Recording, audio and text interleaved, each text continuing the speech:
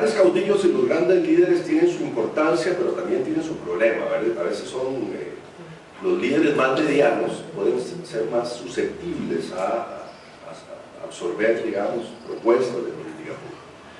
Así veo el escenario, queridas amigas, colegas. Excelente, muchísimas gracias, Jaime, por este panorama tan amplio que nos has dado, y sobre todo creo que uno de los valores es entender los derechos humanos en un contexto más macro, ¿no? En un contexto que requiere esas reformas tan amplias y tan importantes si realmente queremos que se garanticen. Yo, antes de dar la palabra, quería nada más pedirte si podías profundizar un poquito en lo del umbral de la ciudadanía.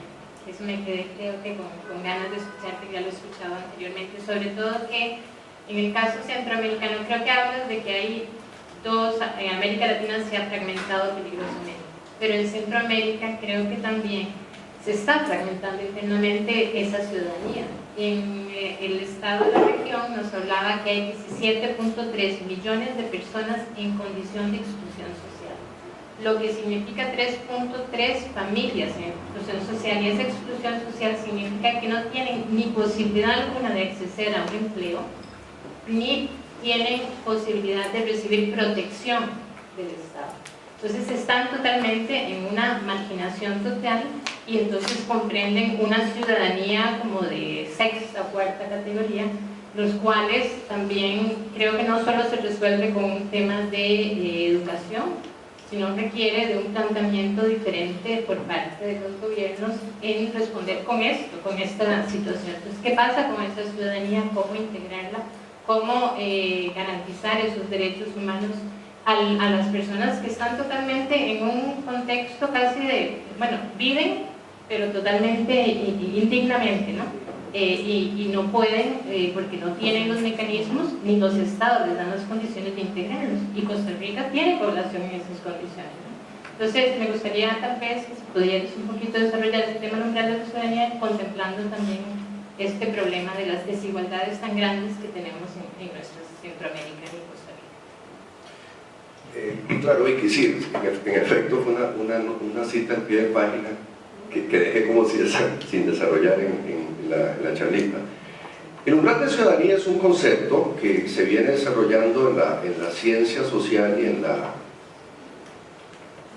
ciencia económica desde hace unas 3 décadas, por ahí en Costa Rica. En América Latina hubo un desarrollo muy interesante hecho en su día por la CEPAL, cuando estaba Ernesto Tone dirigiendo programas en la CEPAL, y Antonio Augusto Cansado Trindade en el Instituto Interamericano. Yo formé parte de ese equipo de investigación en su día, pero había unos trabajos interesantísimos también desarrollados. Ya en ese momento existía un avance importante de Amartya Sen y su grupo en Nueva York, el grupo del Perú y en otros lugares, donde fundamentalmente lo que se plantea es, bueno, los indicadores de pobreza clásicos no nos estaban sirviendo para nada. Es decir, definir las líneas de pobreza como el acceso a un ingreso superior a 1, 2, 3 o 4 dólares al día no nos dice absolutamente nada, en primer lugar, porque esos 2, 3, 4 dólares lo que daban lugar era, uno, básicamente a la satisfacción de algunas, en el mejor de los casos, de algunas necesidades básicas. O sea, que la persona pudiese tener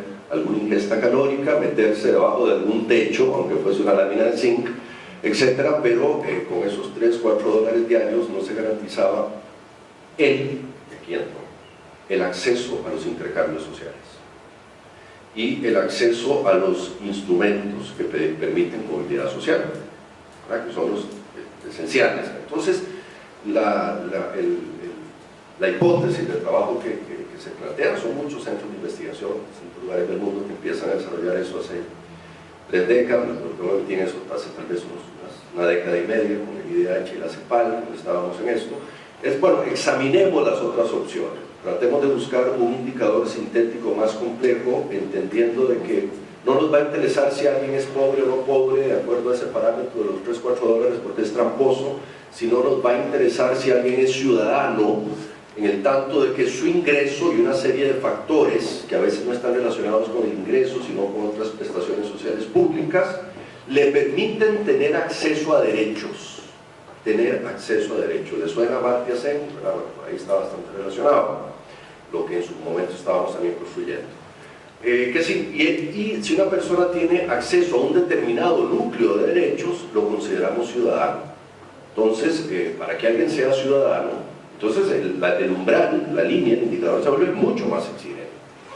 Mucho más exigente. Es decir, una persona es ciudadana si logramos que no únicamente tenga acceso a 1.600, 2.000 calorías al día, sino aparte de esto, que tenga acceso a una educación competitiva que al menos le permita tener intercambios en la sociedad, intercambios de orden económico, intercambios de orden intelectual, a una salud pública preventiva y a la garantía de una salud pública curativa, a un régimen de participación y derechos políticos razonable, ¿verdad?, determinadas, etc. Entonces, si no se cumple, inclusive el indicador sintético ahí está bastante relacionado. Yo te puedo hacer llegar, les puedo hacer llegar, Vicky y Laura, los trabajos que desarrollaron en su día para que lo compartan con los colegas. Hay un indicador sintético, por ejemplo, en ese modelo tiene mucho mayor valor la salud curativa que la salud, la salud preventiva que la salud curativa, desde luego, es decir, está muy estudiado en no solo los saludistas, sino en general en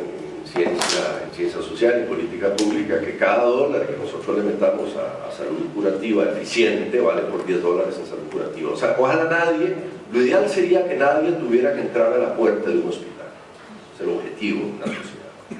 Y los problemas, y ahí claro, entramos a un núcleo muy complejo de problemas en la construcción del indicador sintético, porque hay factores en salud preventiva que no tienen que ver únicamente con la instalación de Satepa, con la institucionalidad de salud, que tienen que ver con institucionalidad pública. Por ejemplo, la letrinización y el manejo de las aguas, de los desechos de agua, es absolutamente vital en cualquier sociedad, pero absolutamente vital. Costa Rica tiene un problema seriosísimo. Nosotros estamos muy en tercer mundo en esa materia. Nosotros seguimos echando nuestras aguas a los ríos, es un desastre. Es decir, es uno de los países más polucionados en su cuenca hidrográfica.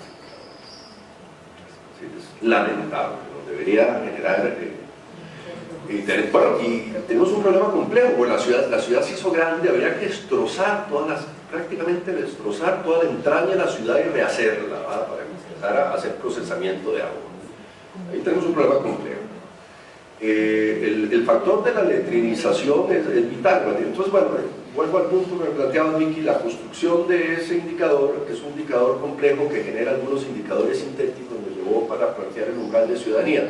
Yo les diría que hoy día, por ejemplo, el modelo, el diseño actual del informe de desarrollo humano del PNUD está hecho fundamentalmente con un criterio umbral de ciudadanía, ¿verdad?, muy interesante, una gran cantidad de áreas, etc. Y ojo, en ese criterio, en ese umbral, Costa Rica pasó en los últimos 18 años del lugar 35 al lugar 69-70. O sea, vamos retrocediendo violentamente. O sea, ese cuento del país más feliz del mundo, con un retroceso real, con el indicador que se importa, es dramático, ¿verdad? Y tenemos que ser muy, muy cuidadosos en eso. Sí, ese es el indicador que tenemos que trabajar, indicadores como eso, Laura,